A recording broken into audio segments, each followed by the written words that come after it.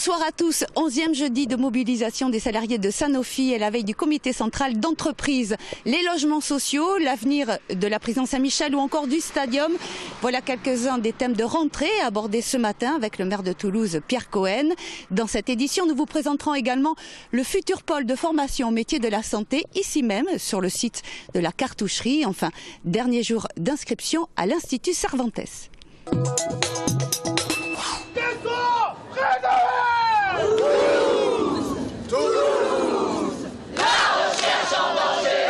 Le haka des Sanofi, l'image est désormais connue pour le 11e jeudi consécutif. Près de 300 salariés s'étaient réunis, plus motivés que jamais, pour un tour d'honneur dans la ville avec rencontre du maire au programme.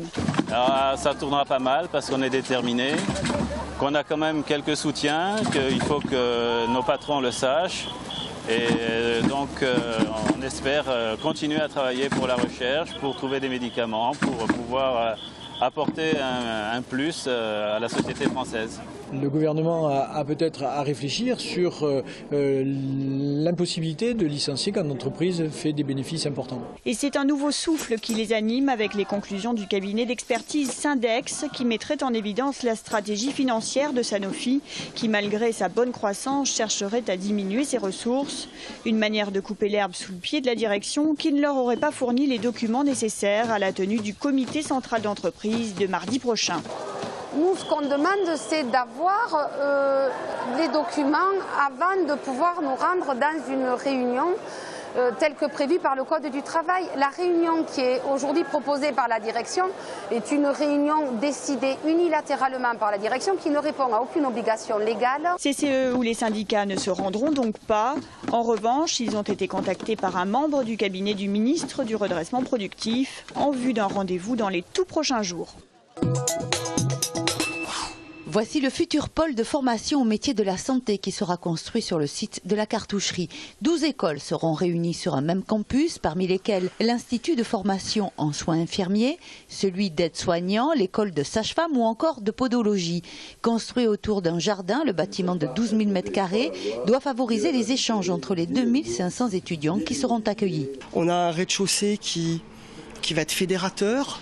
Dans laquelle il va y avoir une cafétéria, dans laquelle il va y avoir des amphithéâtres qui peuvent aussi être détachés de la vie de l'école. C'était une demande spécifique du programme, c'était de pouvoir organiser des colloques ouverts au public. La région et le CHU ont fait le choix d'une localisation unique pour permettre une proximité des deux secteurs de formation, initiale et continue, notamment pour les 13 000 salariés du CHU. Nous avons aujourd'hui sur la démographie médicale, un affaissement du nombre de médecins qui vont entrer en fonction et en service dans les années qui viennent.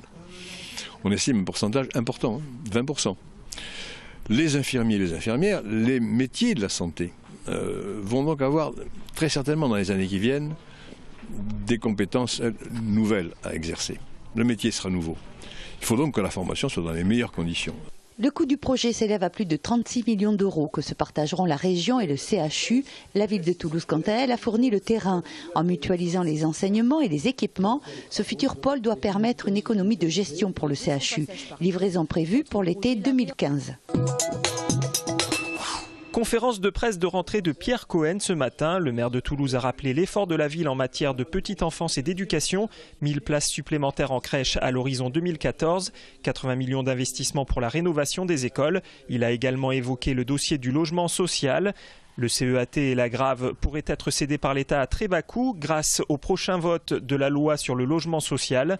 Concernant la prison Saint-Michel, la piste est écartée. Mais Saint-Michel, pour nous, ça n'a jamais été un projet de logement social. Donc c'est quelque chose d'autre. C'est un projet qui nécessite une discussion sur son devenir, sur la façon dont il participe à ce qu'on appelle l'arc de la connaissance. Nous, on considère qu'il faut faire vivre le lieu mémoire. C'est un endroit qui a apporté beaucoup de souffrance par rapport à des gens qui ont résisté.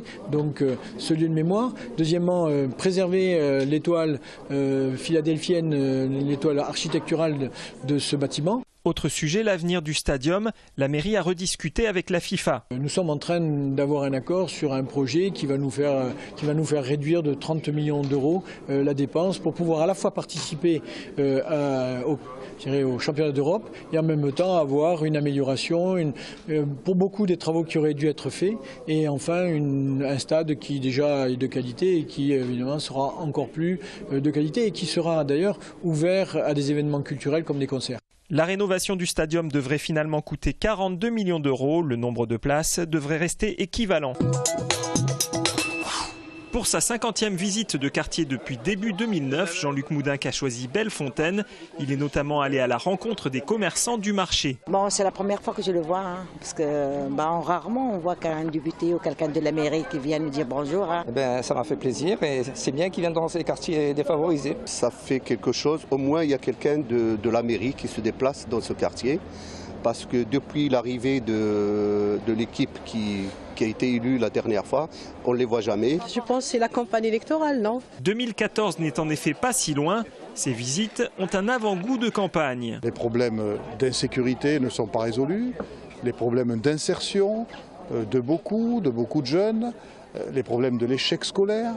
Le chômage qui ici atteint un niveau beaucoup plus important qu'ailleurs.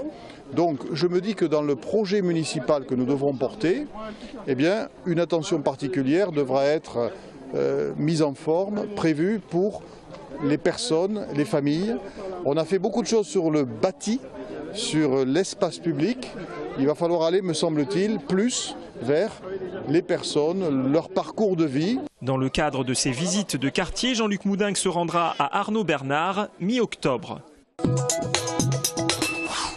Le collectif Le Créa qui a réquisitionné les anciens bâtiments vides de l'URSSAF pour y loger des familles à la rue depuis début septembre, passait ce matin au tribunal de grande instance de Toulouse. Essentiellement aujourd'hui, ce qui a été discuté, c'est la compétence matérielle du président du tribunal de grande instance. Voilà, je pense que ça n'était pas devant lui qu'il fallait porter cette affaire, mais devant le tribunal d'instance de Toulouse. On m'a répondu que dans la mesure où ce n'était pas purement de l'occupation à titre d'habitation, le président du tribunal de grande instance restait compétent. Avec pourtant près de 100 personnes logées dans ce lieu, à titre d'habitation et non de revendication, ces habitants n'espèrent qu'une chose, passer l'hiver au chaud.